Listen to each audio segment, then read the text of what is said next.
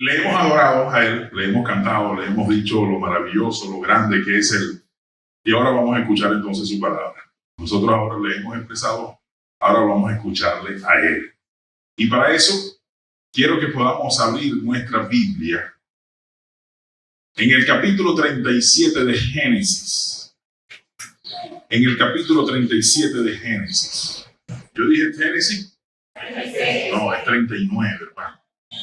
39.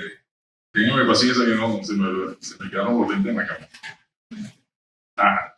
Cuando uno llega a los 35 años, la cosa empieza uno a fallar. Aconteció después de esto, ahí sí, que la mujer de su amo puso sus ojos en José y dijo, duerme conmigo. Y él no quiso.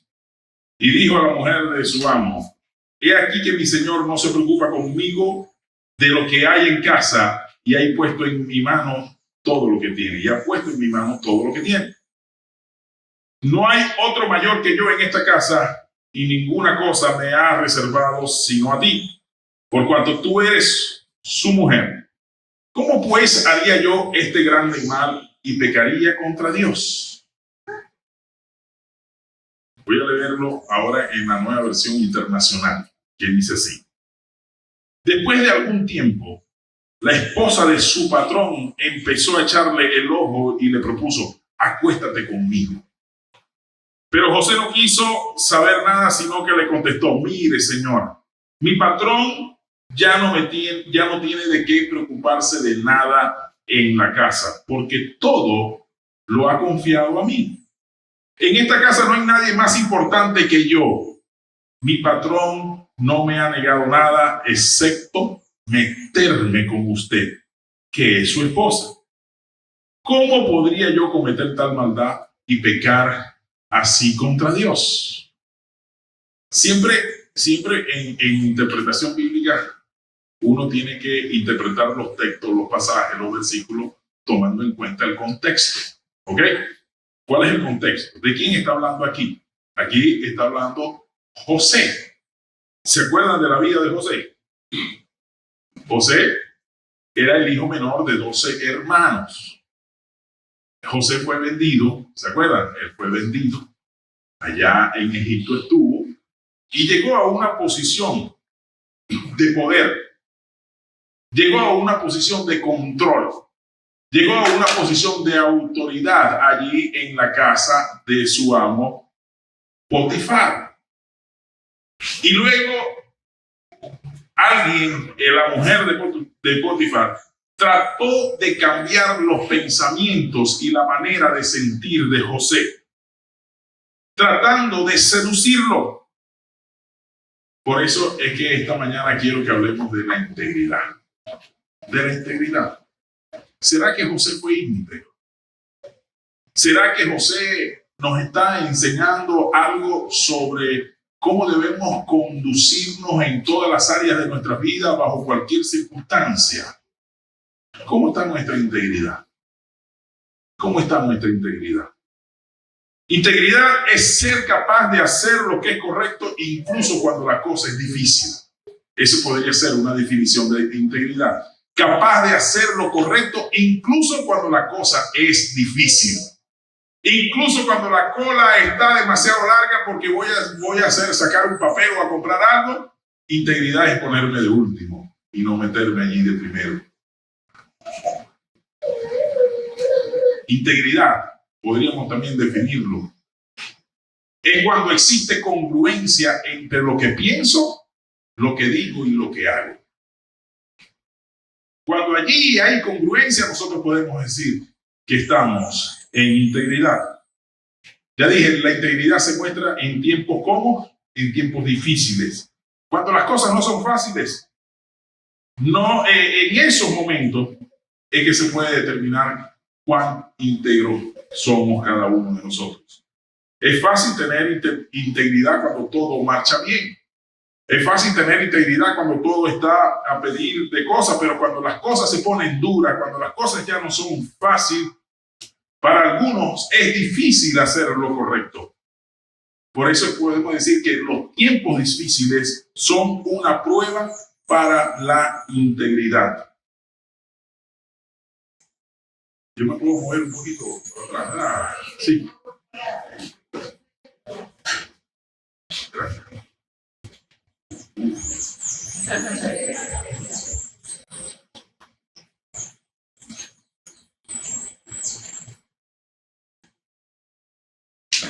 Tiempos difíciles entonces son una prueba para la integridad.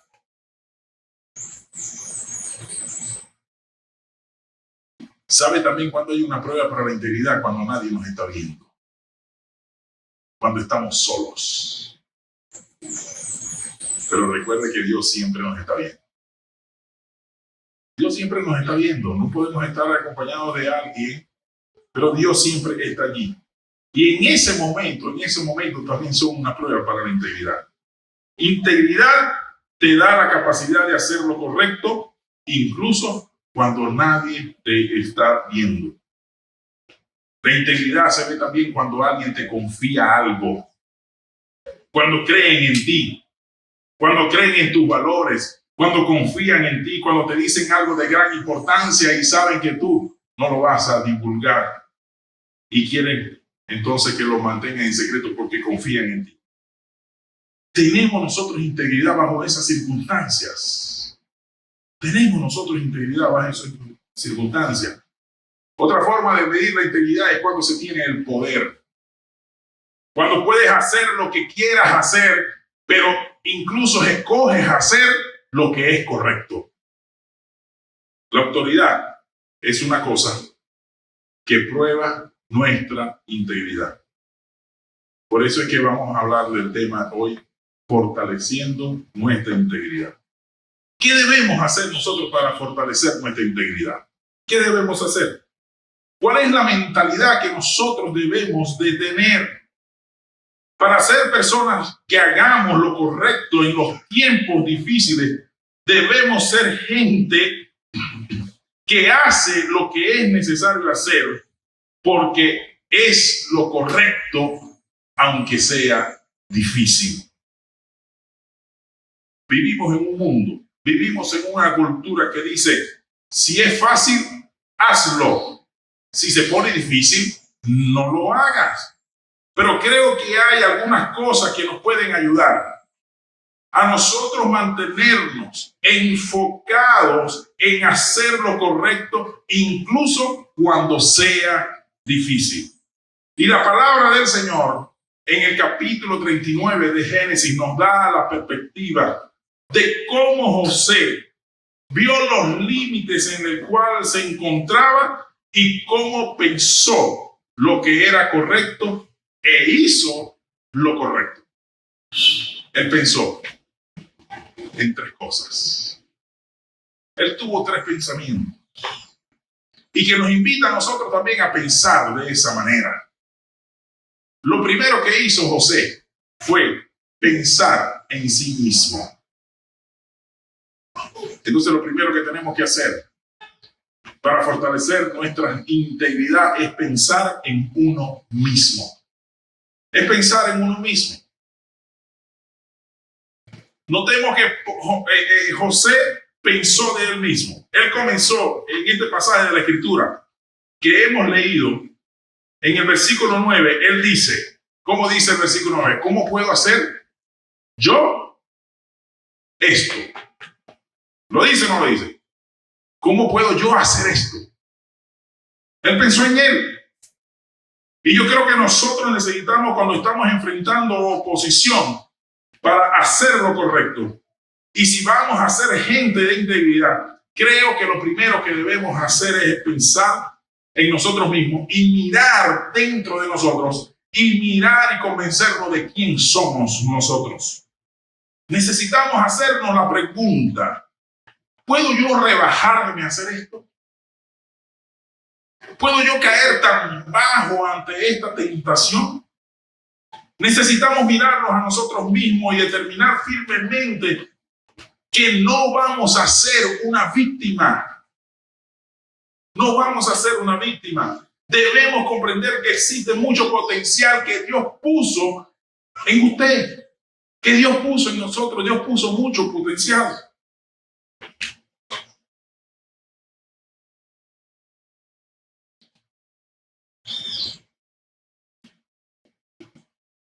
José pudo haber vivido muchas circunstancias en su vida difíciles. José fue vendido por sus hermanos. Fue hecho esclavo. Pero José nunca se vio como una víctima. Y por eso es que él dice, ¿cómo puedo yo hacer esto? Es que José vio algo en él que era especial. Notemos o podemos ver algo en la vida de José y conocemos que José era un jovencito, el jovencito favorito o el hijo favorito ¿de quién? De su padre. En Génesis 37, en versículo 3 dice, Israel amaba a José más que a sus otros hijos, porque lo había tenido en su vejez. Por eso mandó que le confeccionaran, ¿qué? ¿Una túnica? ¿Cómo era la túnica? Era especial.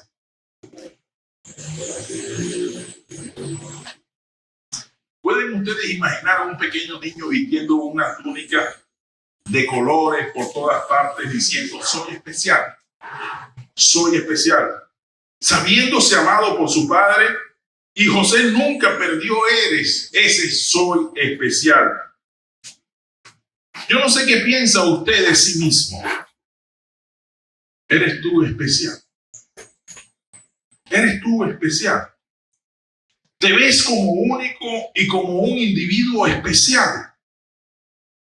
Yo creo entonces que eso determinará la clase de personas que nos podemos convertir.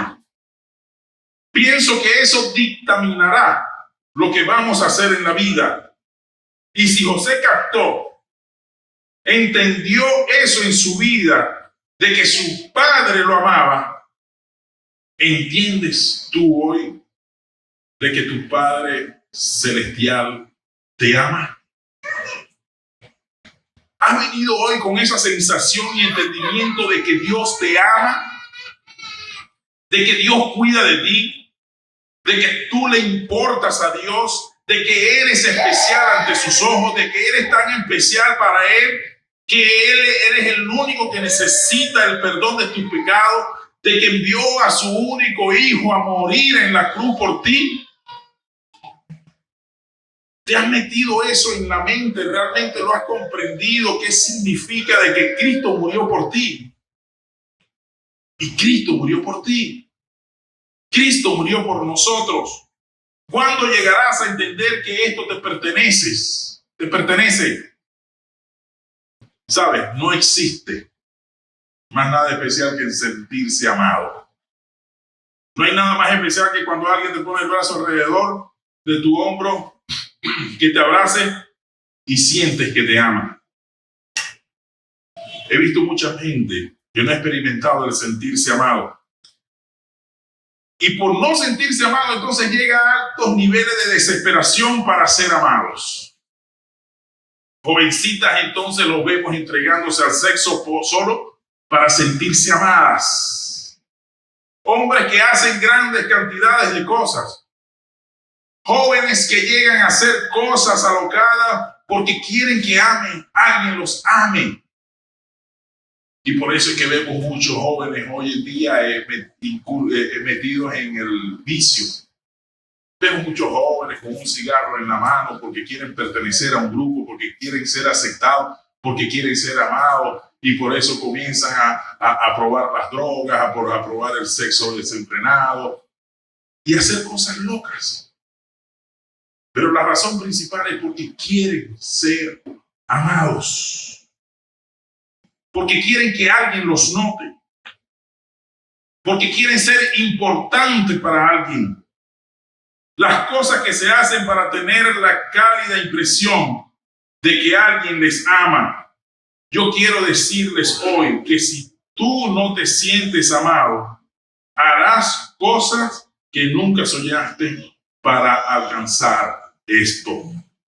Esa es la razón entonces de por qué hacemos las cosas que hacemos y vamos a los sitios que vamos. Y cuando hacemos lo que es correcto o lo que no es correcto, es porque no hemos entendido quiénes somos a los ojos de Dios y de qué valemos mucho más que cualquier tentación que nosotros podamos tener enfrente. El de rehusar hacer lo malo porque yo soy mejor que esto. Yo soy mejor que eso. Dios me ha creado a mí con un propósito más grande que esa tentación. Y aquí está José diciendo y empujando y arrastrando. La mujer le dice, ven y duerme conmigo, pero él está diciendo, me rehúso a hacer eso porque no es correcto. Me rehúso a hacer eso porque no es lo que Dios tiene preparado para mí. Yo no fui creado para eso. Entonces, estar involucrado en algo de esta magnitud, necesitamos tener una visión firme de lo que Dios nos ha llamado a hacer y de cuál es el propósito que nosotros tenemos. José tenía sueños de que Dios lo iba a levantar. José tenía sueños de que él iba a ser una persona de autoridad, de que él iba a ser una persona que Dios lo iba a usar.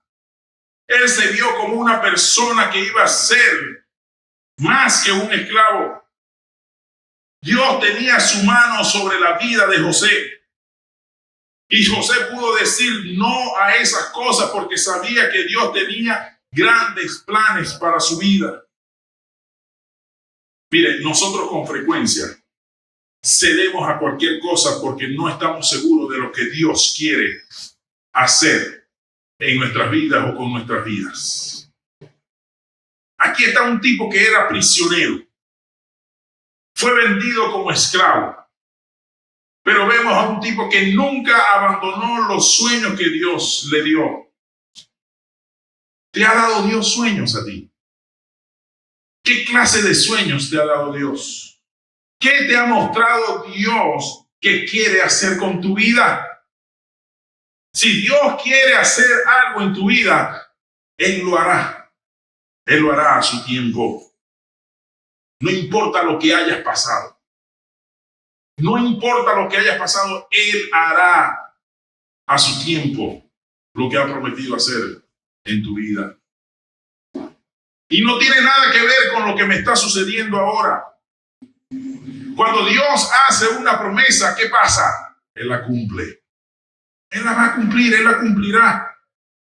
Y nosotros muchas veces nos desesperamos porque vemos el tiempo correr, pensamos que el tiempo se nos acaba, pero a Dios nunca se le acaba ¿qué? El tiempo.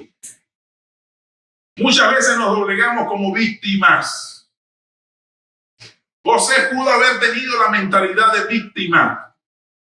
¿Qué es una víctima? Una víctima es una persona que le sucede algo malo y permite que esto le afecte por el resto de su vida. Eso es una víctima. Él era un joven con un gran comienzo, vendido por sus hermanos como esclavo, luego acusado falsamente. Luego de hacer lo correcto, él pudo pensar, oye, si mis hermanos me hubiesen tratado bien, yo no estaría en esta posición.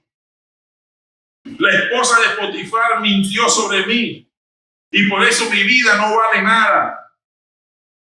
Mire, hay gente que se lamenta por lo que le hicieron en su vida y comienzan a tener una mentalidad de víctima. Y todo tu futuro está basado en lo que te hicieron en el pasado. Debemos dejar de esa actitud. Por eso es que la Biblia dice que somos ¿qué? Nuevas criaturas. Lo que pasó, ya me acordé. De modo que si alguno está en Cristo, las cosas viejas pasaron. Y aquí todas son hechas nuevas. Debemos dejar esa actitud porque a todos nos ha sucedido cosas malas en el pasado. A todos. A todos nos han pasado cosas de las cuales nosotros no teníamos el control. Pero debemos dejar de basar nuestro presente y nuestro futuro sobre tales cosas. Ya.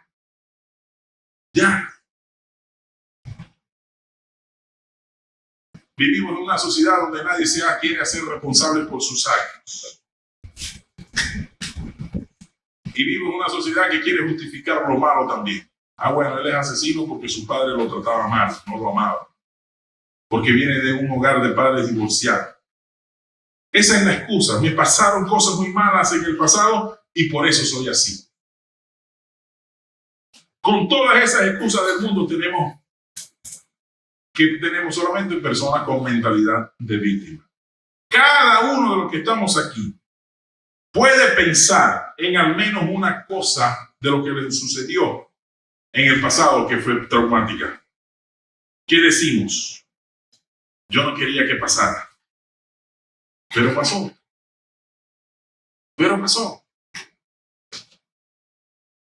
José no era una víctima. No vamos a ver nunca a José decir, bueno, tengo una excusa para hacer lo que estoy diciendo, tengo una excusa para sentir lo que estoy sintiendo, así que voy a ceder a la petición de la esposa de Potifar, es mi turno. No lo vemos. Me pasaron cosas muy malas en el pasado, por eso merezco esto. La vida no fue buena conmigo, entonces lo voy a hacer. Pero en lugar de eso, la integridad no hace notar que esa no es la forma de vivir.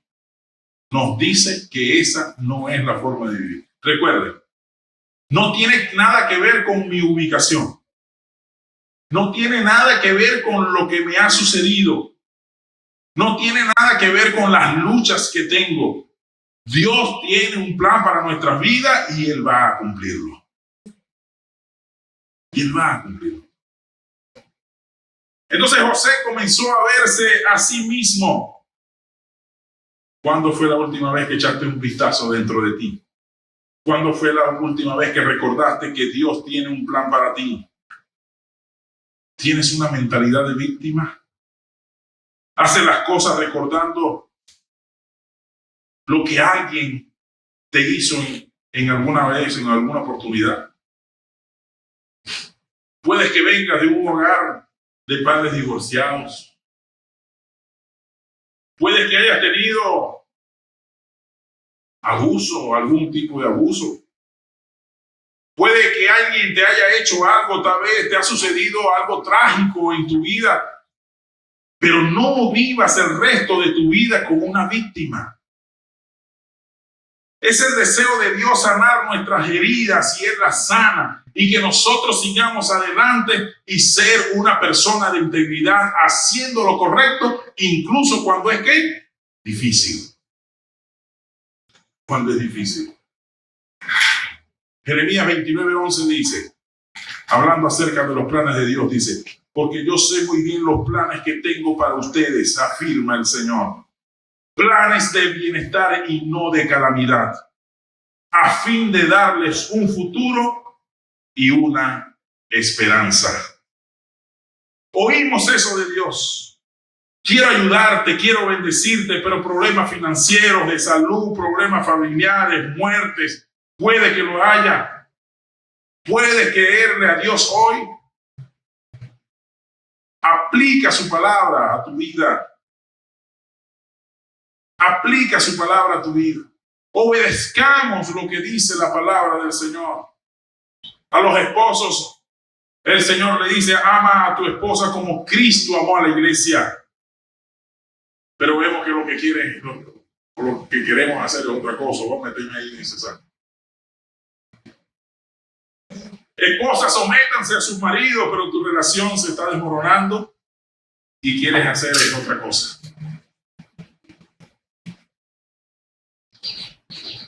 Vamos a hacer lo que es correcto. El Señor nos dice y nos manda a perdonar y a amar a nuestros enemigos, ¿sí o no? El Señor nos dice que debemos hacerle bien a los que nos han hecho daño. Vamos a hacerlo aunque sea difícil. Lo vamos a hacer. Entonces el primer pensamiento que debe venir es pensar en ¿quién? En nosotros mismos. Lo segundo es pensar en los demás. debemos pensar en los demás.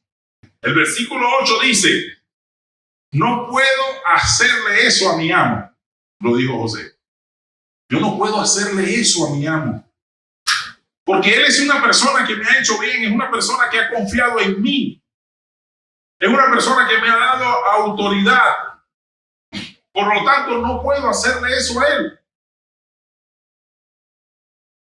Una de las cosas que me ayuda a mantener la integridad es, bueno, pensar en mis hijos, pensar en mi esposa, pensar en las personas que me rodean, pensar en mi mamá, en mis hermanos, en mis sobrinos, en los hermanos de la iglesia, pensar en los que están a mi alrededor.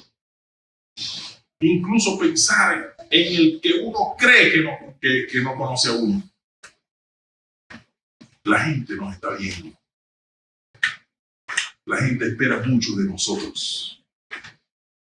Usted sabe que nosotros vivimos en una época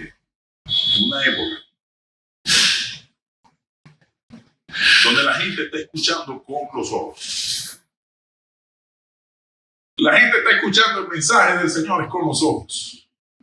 Es viéndonos a nosotros. Es viéndonos a nosotros. Por eso es que la Biblia dice que no seamos solamente oidores de la palabra, sino también ¿qué? Hacedores. Es decir, que hagamos la palabra. Que hagamos la palabra. Una de las cosas que debemos recordar es que la gente está contando con nosotros. La gente descansa en nosotros. Muchas veces pensamos que la gente no depende de nosotros, que no nos necesitan, pero no es así. La gente cuenta con nosotros como cristianos. Y cuando no vivo mi vida para Jesucristo, ellos sufren. Mi testimonio les puede ayudar o les puede beneficiar. Pero les puede ayudar o les puede dañar. Mi testimonio les puede ayudar o les puede dañar. Y si la gente no sabe de lo que se trata, ser cristianos, ellos los ven en mí.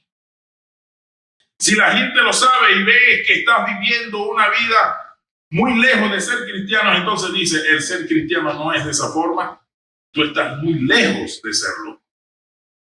Y entonces para ellos el cristianismo deja de tener significado.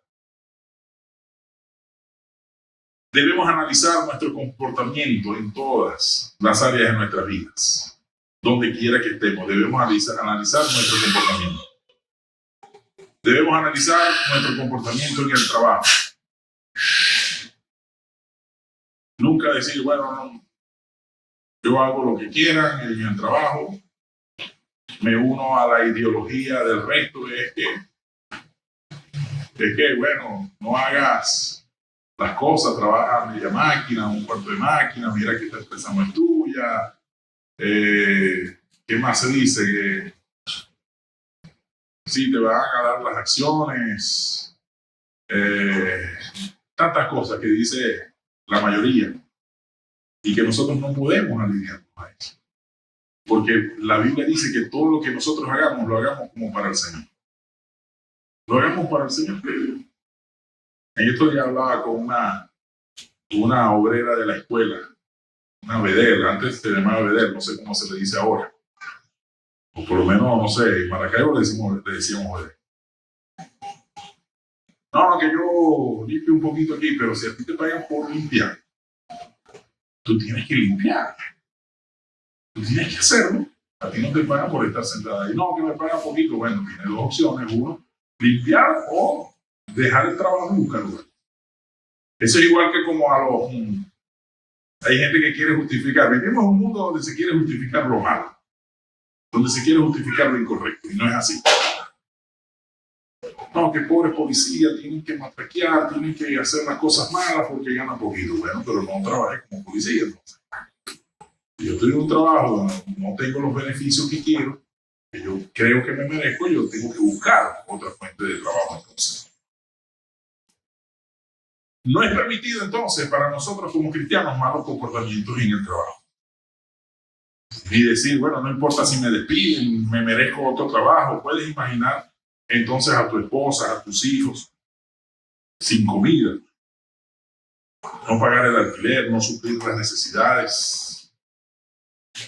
Dios nos ha llamado a cada uno de nosotros a ser fieles.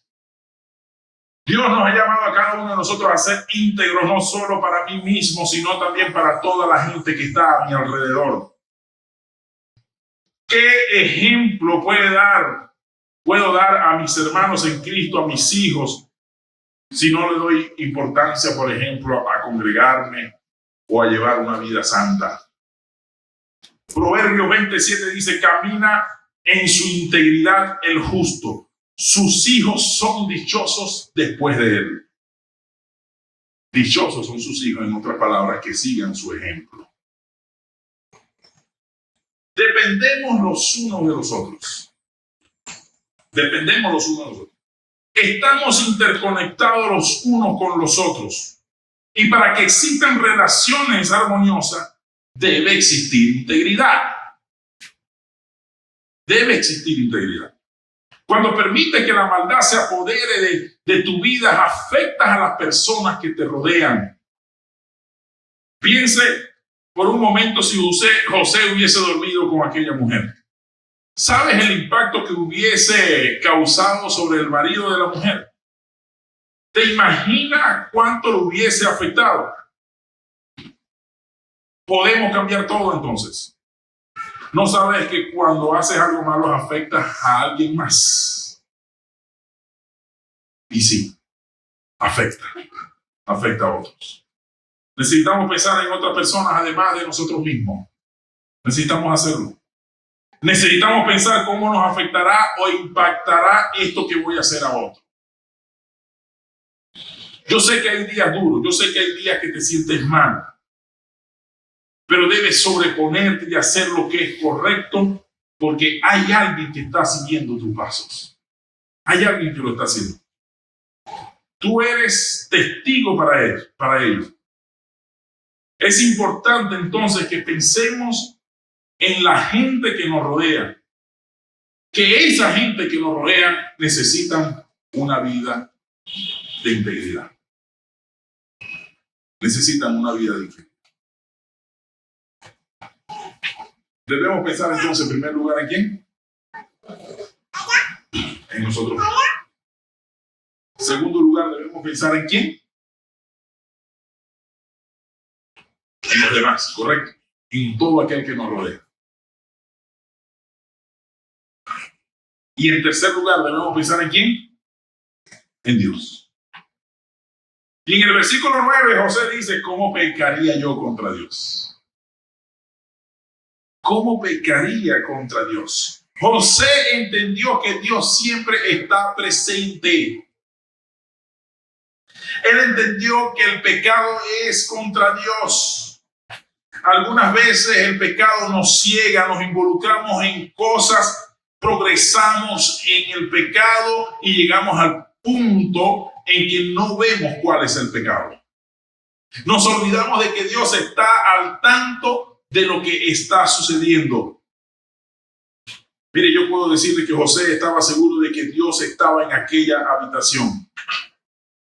Por eso, cada vez que tú escojas hacer lo que no es correcto, quiero que sepas que Dios está al tanto.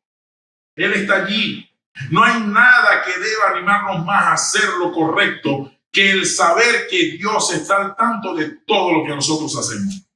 Lo que hago, lo que digo, lo que pienso, de todas mis acciones, Dios está al tanto. No puedo escapar de la presencia de Dios. ¿Escaparemos nosotros de la presencia de Dios? No podemos hacerlo. Nos debe molestar saber que algunas cosas equivocadas que nosotros disfrutamos costó la muerte del Señor Jesucristo. No me gustaría hacer algo que disgustara a mis padres. No me gustaría hacer algo que le disgustara a ustedes. Y así quiero que Dios esté complacido con mi vida.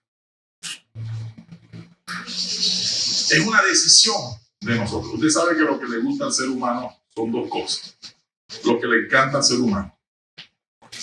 Uno, lo que es pecado. Y dos, lo que engorda. Eso es lo que le encanta. Y hagámoslo donde lo hagamos, Dios está allí. Dios está allí al lado. Es importante entonces que entendamos que Dios ve el pecado, pero que también en medio de mis problemas Dios está conmigo. Pero que también en medio de las circunstancias, por muy difícil que sea, Dios está conmigo. Y por eso es que la Biblia dice que somos tentados, ¿sí o no? Pero también la Biblia dice que Dios no nos va a permitir que tengamos una tentación que sea mayor a lo que nosotros podamos soportar. Así que no hay excusa. No hay excusa. Porque junto con la tentación, ¿qué dice? Nos da la salida. No hay excusa. Paisano, no hay excusa.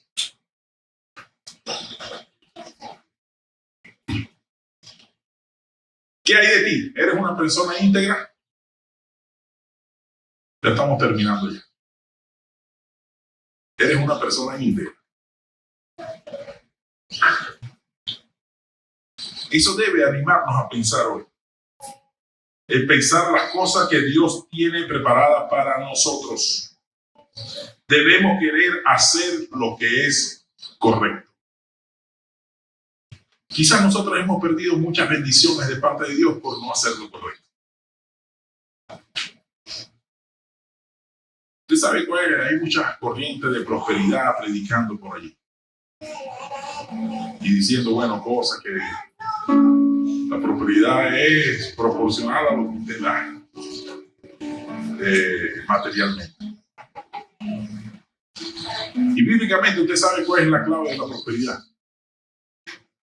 Y la prosperidad en todos los sentidos. En todos los sentidos. La clave de la prosperidad es la obediencia. Es la obediencia. Debemos ser obedientes a nuestro Dios. Hay un gozo en nuestras vidas. Hay un gozo en nuestras vidas y debe haber un gozo en nuestras vidas debido a los planes que tiene Dios con nosotros. Porque Dios tiene planes contigo. Dios tiene planes contigo. Planes maravillosos, planes grandes. Vamos a entonar un tema.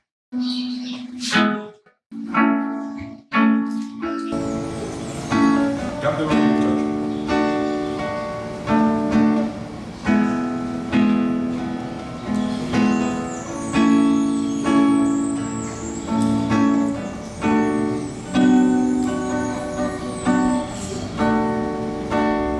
Decirle a Dios a través de este tema que queremos más de Él. Yo quiero más de ti, Señor.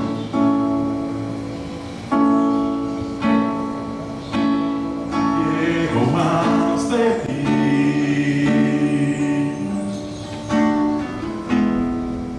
Habitar en tu presencia. Menguar para que crezcas tú. Para que crezcas tú. Cada día seré más como tú. Dígalo de nuevo, yo quiero más de ti. Quiero más de ti.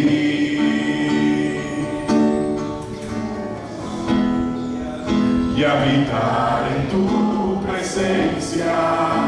Menguar para que crezcas tú. Y cada día seré más como tú. Cada día seré más como tú, Señor. Más como tú. Quebranta mi corazón.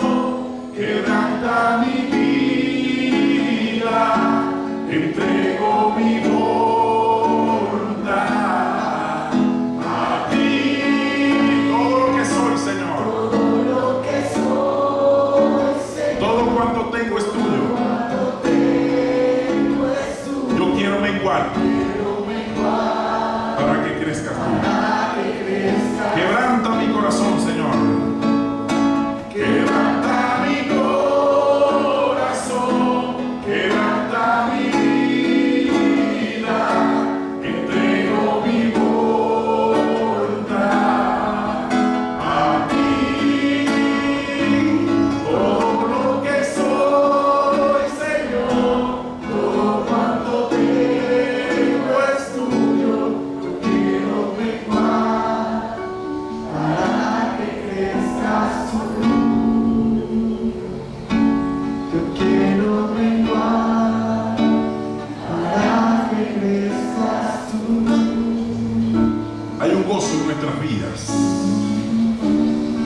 debido a los planes que Dios tiene con nosotros. Él desea bendecirte, Él desea bendecirme, Él desea bendecirnos. Porque yo sé que al final Dios nos va a dar la victoria bajo cualquier circunstancia, por muy difícil que sea la situación. Él dice que nunca nos dejará y nunca ¿qué? Nos desamparará. Puede ser que estés atravesando un momento duro. Mantente haciendo lo correcto. Mantente fiel. No comprometas tus principios. No comprometas tus valores. Un profesor de filosofía en el seminario nos decía: los principios no se negocian. Mantente firme en tu fidelidad a Dios, al Señor. Dios a su tiempo allanará el camino, lo mejor está por venir. Dios desea usarte hoy, Dios desea usarte mañana. Debes estar en una posición donde lo mejor está por venir. Algunos pueden decir: bueno, lo que pasa es que ya estoy viejo, pero Dios puede usar mi último día. Dios puede usar lo último que diga para transformar una vida. Dios puede usar lo último que diga para transformar una familia, para transformar una comunidad, para transformar a alguien que Dios quiere usar. Por eso nuestro deber es mantenernos fieles, hermanos. Nuestro deber, nuestro trabajo, y debemos procurarlo siempre, es mantenernos fieles hasta el último momento. Tú nunca sabes cuando Dios va a usarte, así que debemos practicar la fidelidad, debemos practicar la integridad. Y sabe una cosa, mi capacidad para ser fiel no está en mí mismo, no está en mí. Por eso decía al principio que nosotros no hemos hecho nada para merecer lo que Dios nos da. Nuestra capacidad no está en nosotros mismos, y por eso también decía que a lo que al ser humano le gusta es lo que es pecado y lo que engorda. La capacidad para ser fiel es en ceder mi vida a Cristo. Es allí donde está la capacidad. Cuando le digo a Dios: Señor, yo no controlo mi vida, pido que tú vengas a mi vida y la tomes, y rindo mi voluntad y mis deseos a ti. Hay un discipulado que se llama Sígueme, y hay una clase que dice: Cristo en mí, controlándolo todo. Cristo en mí, controlándolo todo. Por eso es muy importante no descuidar los hábitos del cristiano. Los hábitos que nosotros tenemos, como el orar, el congregarnos, el leer la palabra del Señor. Porque estamos motivados, y debemos estar motivados es por el Espíritu de Dios, no por las emociones. Cuando no respondes a la carne, sino al Espíritu de Dios. La integridad no tiene ni altas ni bajas. No respondas a la carne. Permítele que el Espíritu Santo te llene y tome el control de tu vida. Algunos tratan de hacer lo correcto, pero fallan una y otra vez. ¿Por qué? Porque están fallando en lo más importante, que es someter su vida a Cristo. Y haz lo que te pide Dios. Amén. Póngase en pie. Quebranta mi corazón. Quebranta mi corazón. Quebranta mi vida. Entrego mi voluntad A ti. Todo lo que soy, Señor. Todo cuanto tengo es tuyo. Quiero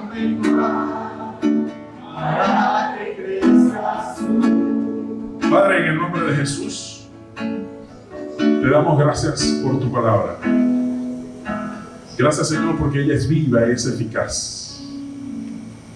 Gracias porque tú has hablado a nuestras vidas.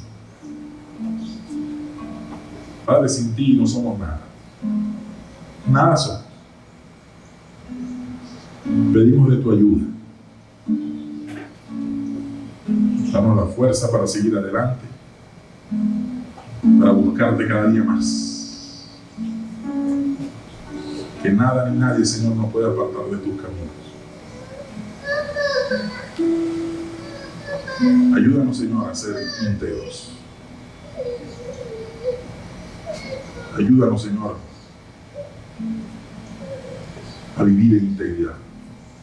Te pido, Señor, que bendigas la vida de cada uno de mis hermanos que están aquí presentes. Bendíceles, guárdales, protégeles. Sé tú con ellos, con sus necesidades, sus preocupaciones, sus circunstancias difíciles. Y gracias, Señor, por los planes que tú tienes para con nosotros, que son de prosperidad y no de calamidad. Gracias. Gracias, Señor, porque en ti nuestras vidas están seguras. Gracias, Señor, porque tú nos sostienes con tu mano. Gracias porque eres nuestro refugio, eres nuestro pronto auxilio en la tribulación. En el nombre de Jesús. Amén y amén. Tomen asiento. Damos gracias al Señor por este momento y bueno, gracias al Pastor Ricardo por la confianza de permitirme tener este privilegio y responsabilidad de exponer la palabra del Señor. Dios bendiga.